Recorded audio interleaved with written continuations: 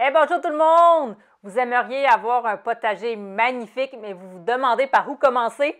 Eh bien, c'est ce dont je vais vous parler aujourd'hui. Alors, sans plus attendre, on y va!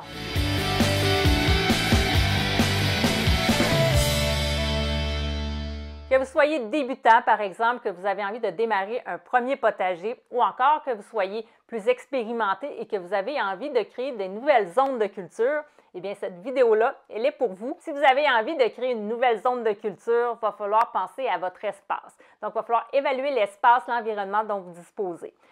Par exemple, les cultures vont avoir besoin d'un minimum de 6 heures d'ensoleillement par jour. Donc, assurez-vous de choisir un espace où vous allez mettre votre potager où il y a beaucoup de lumière.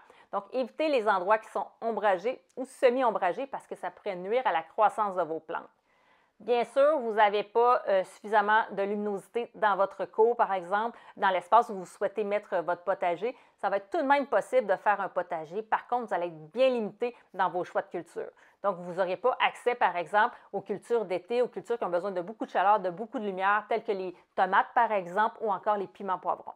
Vous allez devoir également regarder le dénivelé de votre terrain.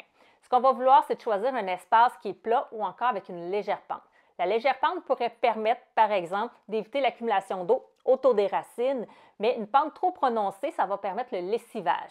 Donc, le lessivage, c'est quoi? C'est quand, mettons, il y a des grosses pluies et l'eau va couler dans votre potager, dans la pente, va ramasser tous les nutriments dont vos plantes ont besoin et vont le lessiver, vont le faire sortir du potager. Ce n'est pas du tout ce qu'on veut, alors on va éviter de faire notre potager dans une pente. Bien maintenant le temps de parler de l'accessibilité. Essayez de choisir un espace qui est prêt, qui est à proximité de votre maison. Ça va vraiment faciliter l'accès au quotidien. Par exemple, ça va faciliter l'arrosage, l'entretien et la récolte. L'accessibilité m'amène à vous parler de la proximité à une source d'eau. C'est important d'avoir de l'eau à proximité pour pouvoir arroser votre potager. Et là, je vous parle d'expérience. Je vous dis, ça ne vous tentera pas de faire des allers-retours pour pouvoir arroser votre potager. Vous allez remplir vos grosses cruches, par exemple, vos gros arrosoirs. Vous allez devoir les transporter jusqu'à votre potager, faire plusieurs allers-retours. Et à la longue, c'est fatigant. Vous allez rapidement regretter l'espace que vous avez choisi. Aussi, essayez le plus possible de choisir un espace qui est à l'abri du vent pour vraiment empêcher que ça vienne nuire à vos jeunes plants et nuire également à la pollinisation des fleurs. Parce que lorsqu'il y a beaucoup de vent, il y a moins de pollinisateurs à ce moment-là qui se promènent autour de nos différentes fleurs. Attention aussi aux nuisibles. Si vous êtes entouré d'une forêt, par exemple, il se pourrait que certains animaux viennent piétiner votre potager ou encore se nourrir à même votre potager. Mais il n'y a pas juste les animaux, pensez aux arbres également. Donc, les racines des arbres qui peuvent venir coloniser l'espace, qui peuvent venir vraiment se nourrir, prendre les nutriments et l'eau qui était dédiée pour vos plantes. Oui, peut-être que parfois vous faites votre potager et les arbres sont petits à ce moment-là, mais pensez-y, votre espace va évoluer, vos arbres vont grandir, les racines vont prendre de plus en plus d'espace, donc pensez qu'un environnement, ça l'évolue dans le temps. Dernier point pour l'espace, prenez les dimensions dont vous voulez avoir, donc prenez les dimensions de l'espace dont vous avez de disponible avant de passer à la prochaine étape. Vraiment, le choix de l'espace est crucial, fiez-vous à mon expérience, ne faites pas les mêmes erreurs que moi. Ce que je veux en dire, c'est que dans cette zone-là, au début, j'ai creusé moins au départ, donc le sol est moins profond. Je suis proche de plus proche de la forêt, donc il y a aussi des racines d'arbres qui viennent jusqu'ici. Il y a plus de mauvaises herbes également et moins profond. Et avec le temps, le sable revient, hein? C'est comme sur un trou. Mon sable, quand il y a de la pluie, il se ramène dans mon potager. Donc je pense que c'est rendu plus dur, moins meuble ici, à la surface ici, puis moins riche dans mes mauvais choix. Quand je suis fait mon terrain ici, mon 8 mètres carrés, on était la seule maison sur ce côté-ci de la rue. Donc, c'était terrain vaste au-devant et il y avait des murs. On pouvait manger des murs en masse. C'était magnifique. Et un jour, il y avait quand même des arbres, là, mais il y en avait moins. Et un jour, un voisin est venu établir sa maison à côté, là. Et là, moi, sauvage comme je suis, bon, peut-être pas sauvage, mais qui aime avoir quand même une certaine intimité, moi, il y a tellement d'arbres qui poussent sur mon terrain. Quand je voyais des petits arbres, des petits conifères, déterrer ça, aller planter ça là pour cacher les voisins. Et savez-vous quoi? On ne les voit pas, les voisins. J'ai de l'intimité en masse. Mais savez-vous ce que j'ai en plus de toute cette intimité-là? De l'ombre. Oui, de l'ombre, parce que mes arbres sont rendus gigantesques, comme vous pouvez voir. Alors, j'ai de l'ombre dans mon potager en fin de journée. Maintenant qu'on a choisi notre espace, il va falloir préparer notre sol. Si vous avez un sol gazonné, la première chose qu'on va vouloir faire, c'est d'enlever le gazon. Il y a différentes façons de faire et ça dépend du moment dans l'année. Si vous êtes à l'automne, que vous allez cultiver seulement le printemps prochain, ce que vous pouvez faire, c'est de mettre à ce moment-là des cartons sur l'espace que vous voulez vraiment, que vous allez vouloir cultiver, ou encore une toile opaque. Ce qu'on va vouloir, c'est occulter la lumière. Donc, peu importe ce que vous allez mettre, tant aussi longtemps que la lumière ne va pas passer à travers, ça va faire en sorte que votre gazon va mourir, va se décomposer, ça va faire un petit compost de surface. Donc, c'est ce que vous pouvez faire si vous ne cultivez pas dès maintenant là, dans votre potager. Par contre, si vous voulez le commencer cette année, au printemps, le gazon n'aura pas le temps de mourir, n'aura pas le temps de se décomposer, même si vous y mettez une toile dès maintenant. Donc, à ce moment-là, on va vouloir enlever le gazon. Il y a différentes façons de faire. Vous pouvez le faire avec un motoculteur, par exemple. Donc, c'est une machine qui va venir labourer en même temps votre sol, qui va venir en même temps l'émietter et qui va faire en sorte que ça va enlever la couche de gazon à la surface. Ou encore, vous pouvez utiliser une pelle, une fourche pour vraiment venir enlever le gazon à la surface. Donc, c'est une façon de faire. Quoi qu'il en soit, vous allez devoir ameubler votre sol parce qu'habituellement, votre sol, vous avez marché dessus, il était gazonné. À ce moment-là, ça va souvent créer une couche qui est assez opaque, assez compacte à la surface et on va vouloir décompacter le sol pour venir l'aérer, pour pouvoir venir l'ameublir, pour que les racines de nos jeunes plants puissent à ce moment-là s'épanouir dans notre sol. Donc, pour ameublir votre sol, je reviens au motoculteur. C'est un outil que vous pouvez utiliser, par exemple, quand on débute un potager, qu'on va vouloir venir labourer, à ce moment-là, venir aérer notre sol. Si vous n'en avez pas, vous pouvez en emprunter un ou en louer un, par exemple. Habituellement, on n'en aura pas besoin par la suite, à moins que vous ayez un grand potager à ce moment-là, puis que c'est quelque chose que vous faites à chaque année. Mais moi, je ne retourne pas mon sol à chaque année, donc je n'ai pas besoin de motoculteur. D'ailleurs, j'en ai jamais utilisé. Mais c'est quelque chose que vous pouvez utiliser. C'est plus rapide si vous voulez, par exemple, faire votre espace pour la première fois. Sinon, vous pouvez le faire de façon plus manuelle si vous ne voulez pas utiliser des moteurs, donc avec une grelinette, par exemple. Donc, une grelinette qui va avoir 4 ou 5 dents qu'on va venir enfoncer dans le sol et qu'on va venir descendre légèrement pour, à ce moment-là, aérer. Quoique c'est une première fois, on va peut-être pouvoir le faire un peu plus pour vraiment peut-être retourner un petit peu le sol à ce moment-là pour bien l'ameublir. Si vous n'avez pas de grelinette, vous pouvez également faire comme moi et utiliser une fourche. Une fois qu'on a bien ameubli notre sol, on va vouloir venir le nourrir et le structurer. Donc, notre sol n'est pas toujours l'idéal quand on commence. Donc, on va vouloir venir donner une structure et on va vouloir venir le nourrir. Donc, une bonne façon de faire ça, c'est d'utiliser du compost bien décomposé ou encore du fumier. Donc, on va mettre une bonne quantité de fumier et de compost quand on va débuter un potager. On va venir aussi le faire pénétrer un peu dans les premiers centimètres. Ce qu'on veut, c'est vraiment créer une structure de sol, créer une structure qui va être idéale pour nos jeunes plants. Si c'est possible pour vous, je vais vous suggérer de faire tester votre sol. Testez votre sol pour savoir quel type de sol, premièrement, que vous avez. Est-ce que c'est un sol qui est argileux? Est-ce que c'est un sol qui est sablonneux, qui est limoneux? Donc, c'est quelque chose qu'on va vouloir souvent savoir pour savoir qu'est-ce que notre sol va avoir besoin. Comprendre aussi sa façon de réagir à certains facteurs externes et on va vouloir savoir c'est quoi les besoins au niveau, le pH par exemple, est-ce que c'est un pH qui est plus acide, qui est plus alcalin, est-ce qu'à ce moment-là, il va avoir besoin de certains nutriments. Donc, ça va permettre vraiment de venir équilibrer notre sol, de mettre ce que le sol a vraiment besoin. Quoi qu'il en soit, du compost, du fumier, habituellement, ça fait bien la job. C'est un bon amendement qui permet de structurer, mais de nourrir également la vie dans le sol. Je vous ai déjà parlé dans d'autres vidéos que moi, j'avais un sol qui était sableux. Donc, moi, ce que j'ai fait quand j'ai créé mon potager, oui, si vous mettez de la matière, par exemple, organique, une bonne épaisseur à la surface, que vous venez la faire pénétrer dans les premiers centimètres, oui, ça va permettre de préparer votre sol. Vous allez pouvoir à ce moment-là vraiment venir transplanter à l'intérieur. Par contre, ça va prendre des années avant que vous ayez un sol profond et bien riche. Donc, ça ne se fait pas du jour au lendemain. C'est pourquoi moi, j'ai privilégié une autre façon de faire. Donc, j'avais beaucoup de sable et je n'avais pas la patience finalement de mettre beaucoup de matière organique et de laisser le temps de bien que ça pénètre à ce moment-là parce que je voulais avoir tout de suite des belles récoltes dès la première année.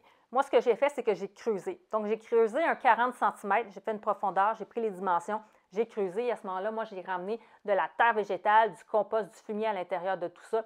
Donc, ça m'a permis d'avoir tout de suite une bonne qualité au niveau de mon terreau. Donc, c'est quelque chose que vous pouvez faire si vous voulez sauver du temps.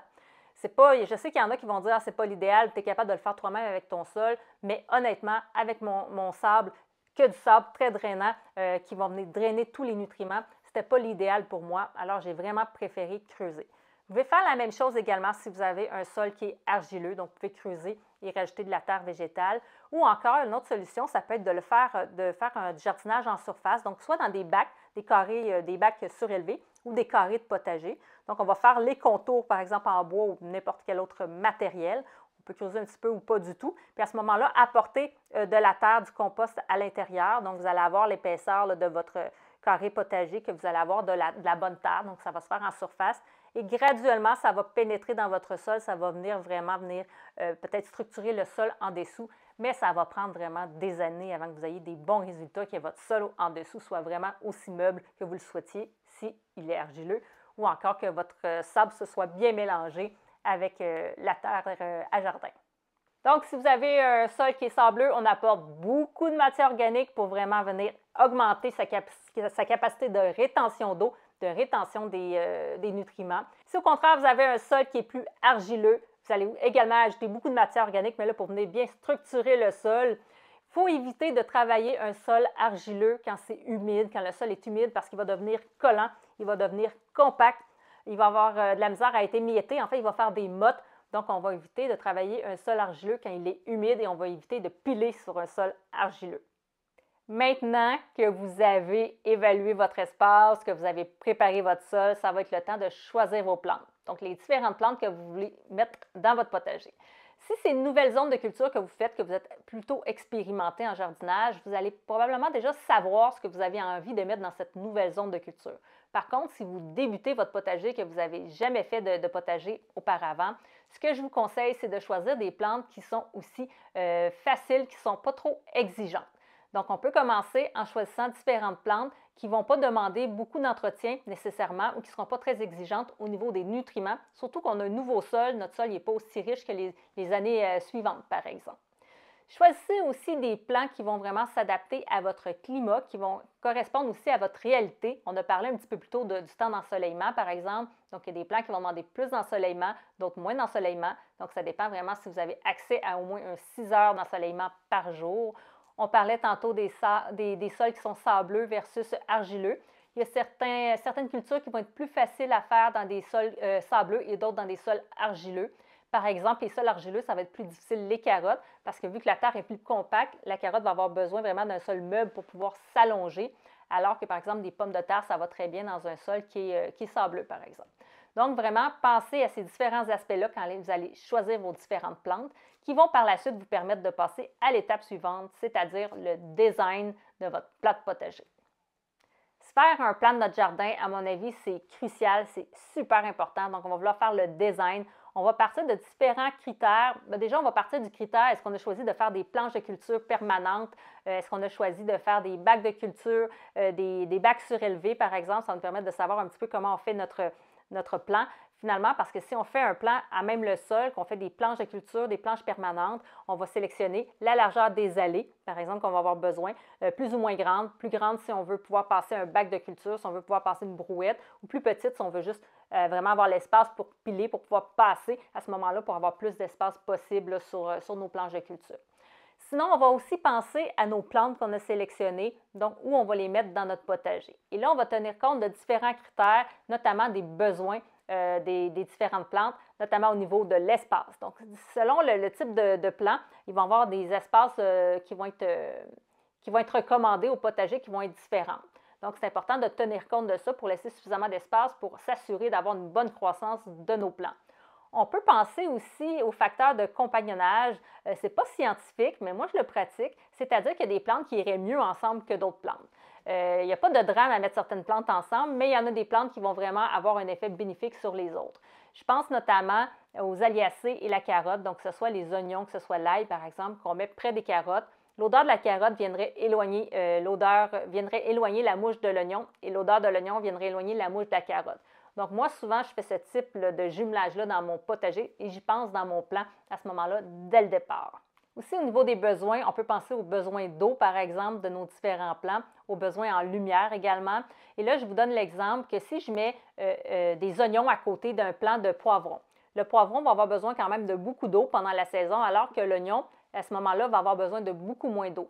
Quand je vais venir arroser mon piment, mon poivron, veux pas, ça va venir donner de l'eau à mon oignon et ça pourrait, s'il y en a en trop grande quantité, ça pourrait venir le faire pourrir. Donc, je ne vais pas nécessairement mettre des oignons près de mes piments poivrons. On va plutôt mettre des légumes qui ont à peu près le même temps de croissance, qui ont à peu près les mêmes besoins près les uns des autres pour venir vraiment faciliter l'entretien de notre potager. Aussi, un autre point qui est important, on va penser à la rotation des cultures sur 4 ans. Donc, ce qu'on va vouloir faire, c'est de mettre vraiment des plants, penser que nos plants, ils vont changer de parcelle, par exemple, l'année suivante. Je donne l'exemple, il y a 4 parcelles. Je parle de 4 ans, on va mettre 4 parcelles. Donc, j'ai une parcelle, exemple, que j'ai des piments poivrons, l'autre parcelle que j'ai des tomates, l'autre parcelle que j'ai des concombres et l'autre que j'ai des oignons, exemple. Eh bien, celle-ci, celle des piments poivrons, va aller à la place des tomates l'année suivante. Celle des tomates va aller à la place des concombres. Pour moi, ce n'est pas une bonne façon de faire. Pourquoi? Parce que les piments poivrons et les tomates sont de la famille des solanacées. Donc, c'est de la même famille, ce qui fait en sorte que les tomates vont être sensibles à peu près aux mêmes maladies, aux mêmes nuisibles que le piment poivron.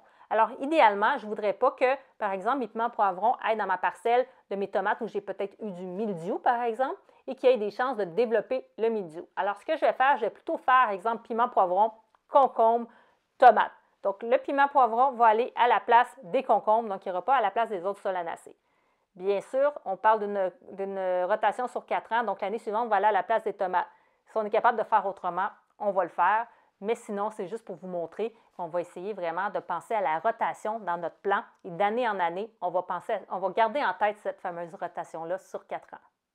Bien sûr, dans une serre, c'est une autre histoire. Donc, en suivant ces quelques étapes, vous allez pouvoir passer d'un terrain gazonné à un potager prospère. L'important, c'est vraiment de choisir un espace qui est adapté, de bien préparer son sol, d'ajouter un amendement organique, finalement de créer les conditions gagnantes pour nos plantes. Une fois que vos plantes vont être bien établies dans votre nouveau potager, ça va être important de bien les entretenir. Et ça, on va le voir dans d'autres vidéos plus tard dans la saison. Alors, merci à tous d'avoir visionné cette vidéo. Si vous avez aimé, un pouce en l'air, abonnez-vous si ce n'est pas déjà fait et je vous dis à la prochaine. Au revoir, prenez soin de vous.